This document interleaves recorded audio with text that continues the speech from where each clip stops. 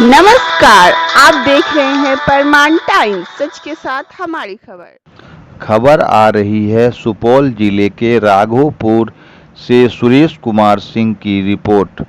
Petrol diesel के मूल्यों में अभूतपूर्व बढ़ोतरी को लेकर कांग्रेस के वरिष्ठ नेता डॉक्टर रमेश यादव की अध्यक्षता में एक बैठक आयोजित की गई, जिसमें बीडीओ राघोपुर को राष्ट्रपति के नाम एक ज्ञापन दिया गया। बैठक को संबोधित करते कांग्रेस के जिला कार्यकारी अध्यक्ष अमरदीप कुमार ने कहा कि लॉकडाउन के पिछले 3 माह के दौरान पेट्रोल और डीजल पर लगने वाले केंद्रीय उत्पाद शुल्क और कीमतों में बार बार की गई अनुचित बढ़ोतरी ने भारत के नागरिकों को असीम पीड़ा और परेशानियां दी है। जहां एक तरफ देश स्वास्थ्य और आर्थिक महामारी से लड़ रही है, वहीं दूसरी ओर मोदी सरकार पेट्रोल और डीजल की कीमतों और उस पर लगने वाले उत्पाद शुल्क को बार बार बढ़ाकर इस मुश्किल वक्त में मुनाफाखोरी कर रही है। मोदी सरकार द्वारा भारत के नागरिकों से की जा रही जबरन वसूली एकदम स्पष्ट परिलक्षित हो रही है। कहा कि मई 2014 में जब भाजपा ने सत्ता संभाली थी, पेट्रोल पर उत्पाद शुल्क 9 रुपया 20 पैसा प्रति लीटर और डीजल पर 3 रुपया 46 पैसा प्रति लीटर था। पिछले 6 साल में केंद्र की भाजपा सरकार ने पेट्रोल पर उत्पाद शुल्क में 23 रुपया 78 पैसा प्रति लीटर और डीजल पर 28 रुपया 37 पैसा प्रति लीटर की अतिरिक्त बढ़ोतरी कर दी है।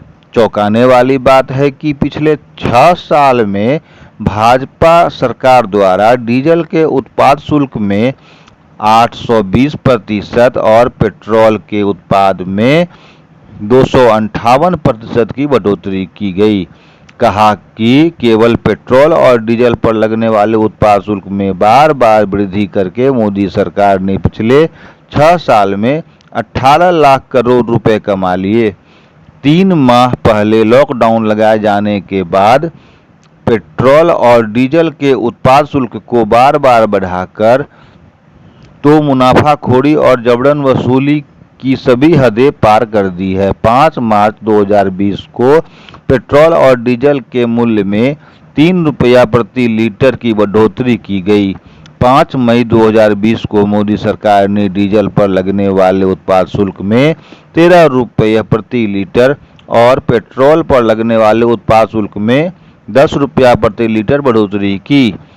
7 जून 2020 से लेकर 24 जून 2020 तक निरुष्ट मोदी सरकार ने 18 दिनों तक पेट्रोल और डीजल के मूल्य लगातार बढ़ाए, जिससे डीजल का मूल्य 10 रुपया 48 पैसा प्रति लीटर एवं पेट्रोल का मूल्य 8.5 रुपया प्रति लीटर बढ़ाया गया। 24 जून 2020 को कच्चे तेल का अंतर्राष्ट्रीय भाव 43.41 अमेरिकी डॉलर प्रति बैरल था, जो डॉलर रुपए भाव के अनुसार 3,288 रुपया 71 पैसा प्रति बैरल बनता है। एक बैरल में 159 लीटर होते हैं, इसलिए 24 जून 2020 को कच्चे तेल का प्रति लीटर भाव 20 रुपया 68 पैसा बनता है। इसके विपरीत पेट्रोल डीजल के मूल्य आसमान छूकर 80 रुपया प्रति लीटर पहुंच गए हैं, जिससे साबित होता है कि मोदी सरकार भारत के भोले भाले नागरिकों को जेब पर डाका डालकर उन्हें खसोट रही है। मौके पर प्रोफेसर रमेश प्रसाद यादव, शंकर गुरमेता, फिदा हुसैन, राधा देवी, मोहम्मद फैज, बउआ लाल मंडल, मोहम्मद अफरोज, सरोज आलम आदि कार्यकर्ता मौजूद थे। आज जो धरना कार्यक्रम कर रहे हैं, किस उद्देश्य से कर रहे हैं, थोड़ा बताएं। यह जो आज धरना कार्यक्रम है, यह प्रखंड कांग्रेस कमेटी राघोपुर सुपौल के द्वारा हो रही है और इस धरना कार्यक्रम के माध्यम से हम लोग देश के राष्ट्रपति से आवेदन दे करके यह मांग करना चाहते हैं कि वह पेट्रोल और डीजल में जो बेतहाशा मूल्य वृद्धि हो रही है उसको अब खुद से मामले को संज्ञान में ले और प्रधानमंत्री नरेंद्र मोदी जी से बात करके इसको रोकने का काम करे।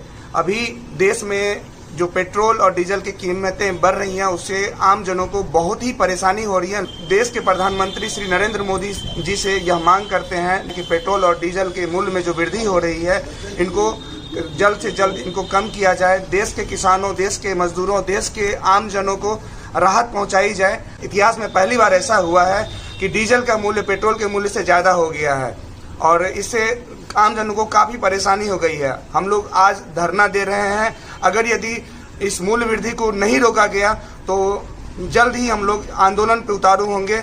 हम लोग कांग्रेस पार्टी हमेशा से जनता के हित के लिए काम करती रही है और आगे भी करती रहेगी। जय हिंद, जय भारत, जय कांग्रेस। सर, धरना कार्यक्रम का मकसद क्या है? देखिए, आज जो धरना कार्यक्रम प्रखंड कांग्रेस कमेटी के द्वारा राघोपुर कोसी डाक बंगला में दिया गया है, एक दिवसीय धरना है। इसका मकसद है कि देश में 1914 के पूर्व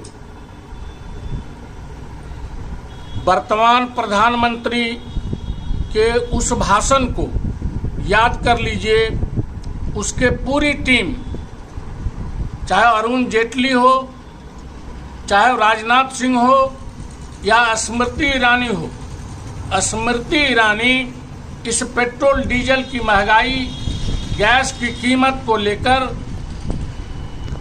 दिल्ली के चौराहे पर हमेशा भाषण दिया करती थी और तत्कालीन प्रधानमंत्री को चूड़ियां और बिंदी भेजने का काम करती थी।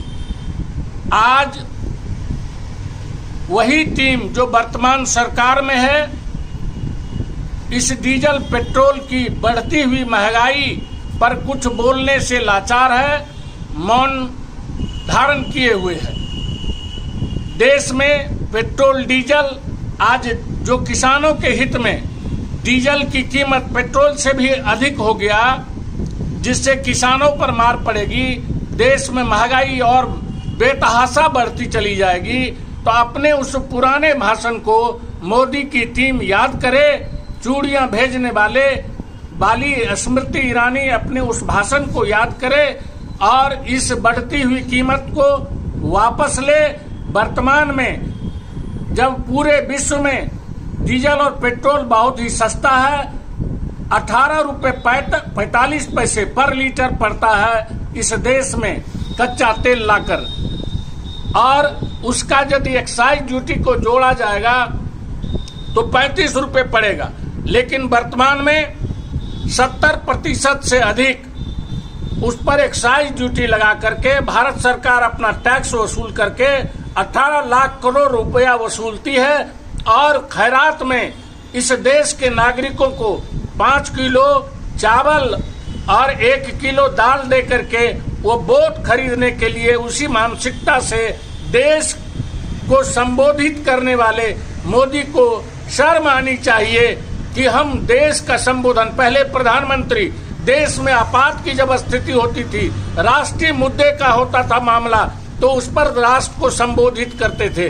आज राष्ट्र के संबोधन में न तो चाइना के मामले को वो उजागर किए कि हम चाइना के बॉर्डर पर जो हमारे देश का 18 किलोमीटर कब्जा कर लिया है लद्दाख में चाइनीज सरकार ने, नेपाल में जो हमारे बॉर्डर पर जो सीमा को कब्जा कर रखा है नेपाल ने, जिस पहली बार आज पूरे इतिहास में भारत के आजादी के बाद, और उस पर बोलना मुनासिब नहीं समझा।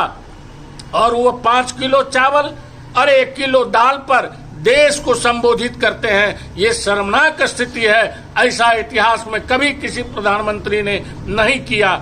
यह शर्मनाक है इसीलिए आज ये राघोपुर में प्रखंड कांग्रेस कमेटी के नेतृत्व में ये धरना कार्यक्रम किया गया है कि पेट्रोल डीजल का कीमत वापस ले और किसानों के अनाज का जो मूल्य वृद्धि करे, किसानों को उचित मूल्य जो सरकार घोषणा कर रही थी, करती थी कि हम देश के किसानों की माली हालत सुधारेंगे, आमदनी दुगुना करेंगे, वर्तमान में वो आधी से भी आधी हो चुकी है। इसलिए हम मांग करते हैं आज इस धरना के माध्यम से कि डीजल पेट्रोल की कीमत वापस ले और किसानों के द्वारा उत्पादित अनाज का मूल्य वृद्धि करे, किसानों को लाभ पहुंचाने का काम करे, वह खैरात बांटकर वोट लेने का काम नहीं करे। जय हिंद, जय भारत। अभी खबर में इतना ही। अपनों के साथ खुद का ख्याल रखिए और परमान टाइम्स यूट्यूब चैनल को लाइक, सब्सक्राइब और शेयर भी कीजिए।